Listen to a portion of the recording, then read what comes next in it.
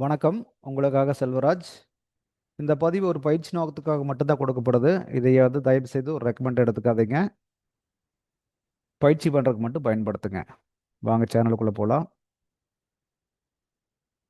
பாருங்க, hopes trading school centre வந்து நம்மளுடைய யூடியூப் சேனலோட நேமாக இருக்குது. இதில் வந்து டெலகிராம் லிங்க் கொடுத்துருப்பேன். இதில் கனெக்ட் ஜாயின் பண்ணிட்டீங்கன்னா நிஃப்டியோட டெய்லி அப்டேட்ஸ், மார்னிங் நிஃப்டியோட லைவ் அப்டேட்ஸை கூட பார்க்கலாம்.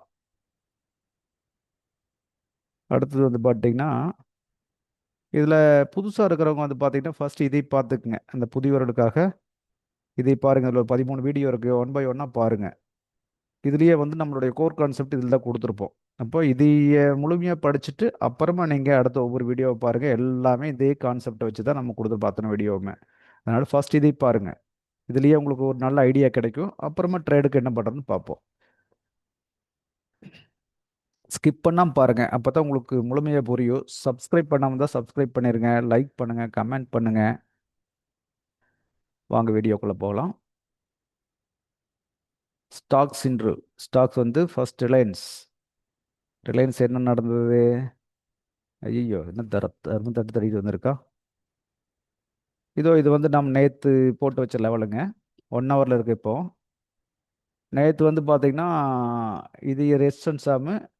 நேற்று இங்கே தான் க்ளோஸ் ஆயிருந்தான். அப்போ இது சப்போர்ட் ஆகும். கீழே ஒரு சப்போர்ட் ட்ராப் பண்ணி வச்சிருந்தோம். ஆல்ரெடி பண்ணி வச்சிருந்தோம். அது என்ன பண்ணியிருக்கா, அங்கே தொடங்கினது இங்கே தான் வந்து முடிஞ்சிருக்கிறான். வேற என்ன நடந்திருக்குது மார்க்கெட்டில்? அவ்வளோதான். ஒரு சப்போர்ட் விட்டா ரெசிஸ்டன்ஸ் தான். ஒன்றும் கீழே வந்து முடிஞ்சிருக்கலாம். ஏன் எக்ஸாக்டாக இதே இடத்துல வந்து முடிஞ்சிருக்காங்க. இப்போ இது வந்து ஒரு ரெசிஸ்டன்ஸாக மாறிடுச்சு இல்லைங்களா? இப்போ மேலே இருக்கிற ரெசிஸ்டன்ஸ் நம்மளுக்கு தேவையான இப்போ தேவையில்லை. அதையும் கூட தூக்கி விட்டுடலாம்.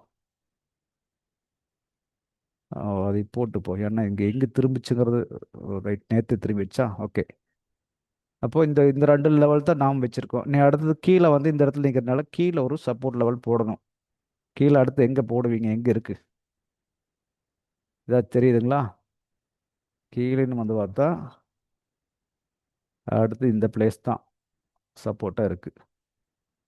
அதையே ஒரு சப்போர்ட்டாக நம்ம போட்டுக்குவோம்.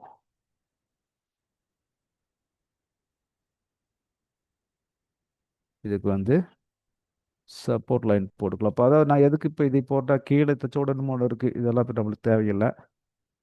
சார்ட்டை வந்து நீட்டாக வச்சு பழகிக்குங்க. இதுதான் நம்மளுக்கு ட்ரேட் பண்ணுறதுக்கு சப்போர்ட் பண்ணும்.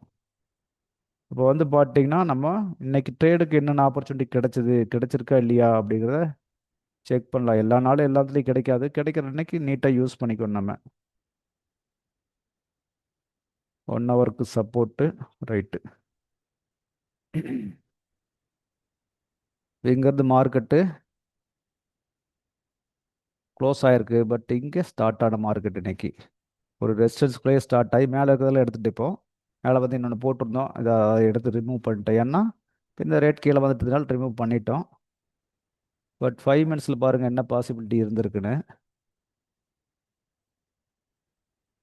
ட்ரெண்ட் என்ன ட்ரெண்ட் இருக்குன்னு தெரிஞ்சிச்சு இல்லையா உங்களுக்கு? 5 மினிட்ஸில் பொறுத்தளவுக்கு பக்கா செல் ட்ரெண்ட். ஒன் ஹவர்லேயே செல் ட்ரெண்ட் வந்துருச்சு, அது வேறு விஷயம். பக்கா செல் ட்ரெண்ட். நிஃப்டி என்ன நடந்ததோ அதே மாதிரி தான் நடந்திருக்கு. நிஃப்டி வந்து வெயிட்டேஜ் ஸ்டாக் அப்படிங்கனால லோ உடச்சோன்னா ஆட்டோமேட்டிக்காக நிஃப்டியோட வெயிட்டேஜ் ஸ்டாக் தான் இந்த ரிலையன்ஸு. உடச்சோன்னா ஆட்டோமேட்டிக்காக ஃபர்ஸ்ட் 5 மினிட்டே கீழே வந்துட்டான். அதுக்கு பின்னாடி மேலே கொஞ்சம் மூவ் பண்ணிக்கிறான். முடியல, மறுபடியும் மூவ் பண்ணி அப்படியே படி இறங்கி அழகாக படி இறங்கி வந்திருக்கான். ஸ்டெப் பை ஸ்டெப்பாக ஸ்டெப்பாக இறங்கி வந்திருக்கான். இதுதான் வந்து கான்செப்ட். இதுதான் இப்போ நம்மளுக்கு ஹையை உடைக்கல, செல்லுக்கு மட்டும் மூவ் ஆயிருக்கான். நேற்றே இதை தான் சொல்லியிருந்தேன் நம்ம. இந்த லோ பிரேக் பண்ணால் அடுத்த சப்போர்ட் வரைக்கும் வரதுக்கு பாசிபிலிட்டி இருக்குன்னு சொன்னால் அந்த இன்னைக்கு வந்து அங்கே கவர் பண்ணிட்டான். 1 ஹவர் பார்த்து நேற்று ஃபைனலாக தான் சொல்லியிருந்தோம். அங்கே தான் வந்திருக்கான். பார்த்தீங்கன்னா 1500 ரேட்லேருந்து கிட்டத்தட்ட 25-30 பாயிண்ட் கீழே வந்திருக்கான். இதோ 70-30 பாயிண்ட் கீழே வந்திருக்கான். இப்போ இதில் என்ன ஆப்பர்ச்சுனிட்டி நம்மளுக்கு கிடைச்சதா அப்படின்னா கிடைச்சிருக்கு. என்ன ஆப்பர்ச்சுனிட்டி கிடைச்சிது அப்படின்னு பார்த்தீங்கன்னா, ஒன் செகண்ட்.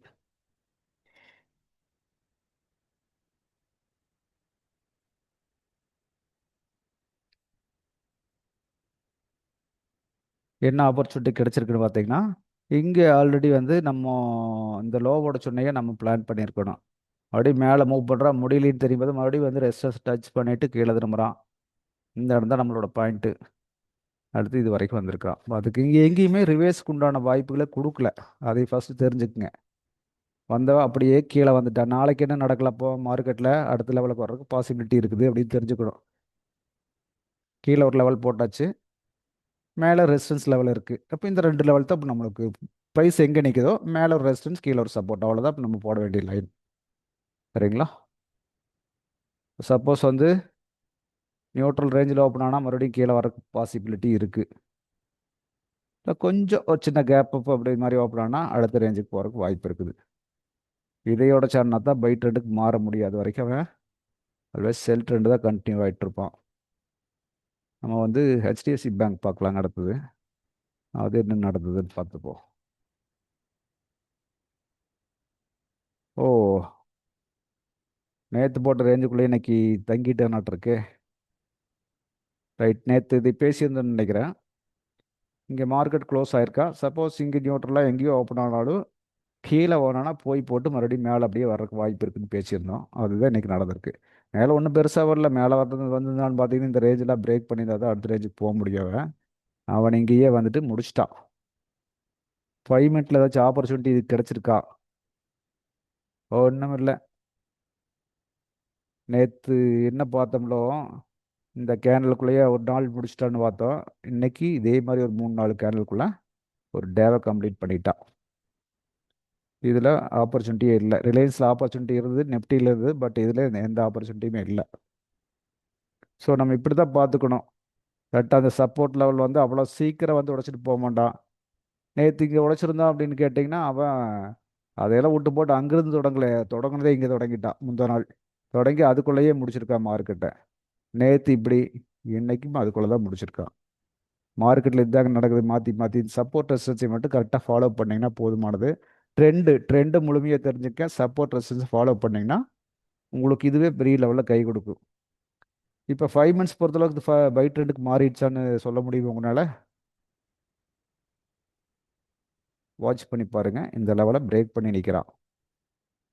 அப்போது இது பிரேக் பண்ணிட்டாக்கும் போது 5 மினிட்ஸில் பை ட்ரெண்டுக்கு மாறிட்டான் ஹெச்டிஎஃப்சி பேங்க். ஆனால் லோ வந்து பார்த்தீங்கன்னா இதான் லோவாக இருக்குது. அந்த லோவாக பின்னாடி உடைக்கல. இது தெரிஞ்சுக்குங்க. அப்போ நாளைக்கு இதை யூஸ் பண்ணி ட்ரேடுக்கு யூஸ் பண்ணி பாருங்கள்.